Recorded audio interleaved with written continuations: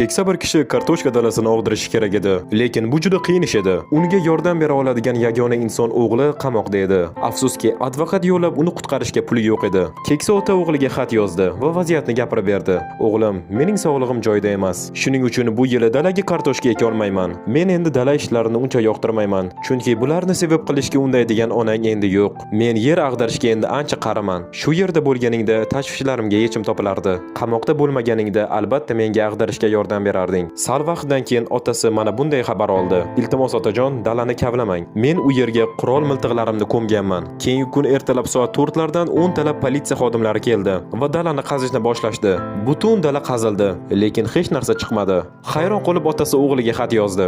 Nima bo'lganini va endi nima qilish kerakligini so'radi. O'g'lining javobi shunday edi: "Ota, ana endi bemalol kartoshka eksangiz bo'ladi. Bu yerda turib qo'limdan kelgan ishni qildim. Agar videoni shu yergacha tomosha qilgan bo'lsangiz, kommentariyada bitta o'lov qoldirib keting."